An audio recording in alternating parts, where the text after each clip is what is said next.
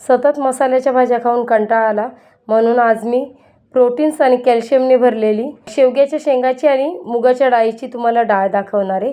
तर नमस्कार, मी स्वप्ना वायकर, वायकर्स किचनमध्ये तुमच्या सगळ्यांचे मनापासून स्वागत करते. तर बघा, झटपट रेसिपी दाखवणार आहे.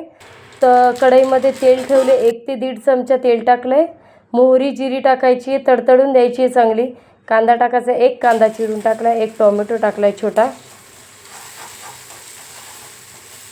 व्यवस्थित असा कांदा टोमॅटो परतून घ्यायचा आहे. आणि एक हिरवं मी ठेचा करून घेतला होता, कोथिंबीर, कढीपत्ता आणि लसूण आणि आल्याचा, तो पण त्याच्यामध्ये टाकून घ्यायचा आहे. व्यवस्थित असं परतून घ्यायचं आहे. मिरची पावडर टाकायची, साधारण अर्धा चमचा मिरची पावडर आणि अर्धा चमचा सांबार मसाला टाकला आहे. खूप आपल्याला तिखट डाळ अशी करायची नाही आहे, चवीनुसार फक्त ह्या गोष्टी टाकायच्यात दोन्ही पण. पाव चमचा हळद टाकायची, धना पावडर टाकली अर्धा चमचा आणि 2 शेंगा साधारण मी बारीक चिरल्या होत्या, खूप जास्त नाही कारण डाळ पण टाकायची त्याच्यामध्ये. आणि अर्धी वाटी मुगाची डाळ स्वच्छ धुवून फक्त 15 मिनिट ठेवली होती. नाही भिजत घातली तरी चालेल, डायरेक्टली पण मुगाची डाळ पटकन शिजली जाते. तर व्यवस्थित असं बघा दोन्ही पण परतून घेतलं आहे. आता पाणी आपल्याला दोन्ही पण गोष्टी शिजवायच्यात. आपण डाळ वगैरे शिजून घेतलेली नाही आहे कुकरला, तर याच्या साधारण आपल्याला 1.5 पट पाणी टाकायचं आहे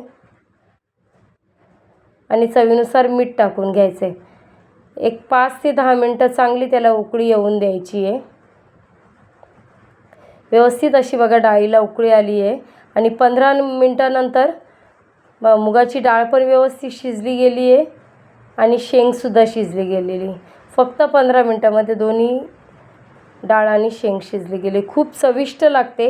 सांबार मसाल्यामुळे वेगळी अशी एक फ्लेवरची चव मिळते डाळीची आपल्याला कधीतरी खायला.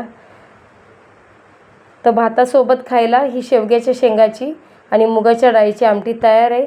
तर रेसिपी आवडल्यास लाईक, शेअर, सबस्क्राईब करायला विसरू नका आणि छान छान कमेंट्सही नक्की करा. तर तुपाची धार टाकायची आहे आणि गरम गरम भातासोबत खायला ही हेल्दी डाळ तयार आहे. थँक्यू.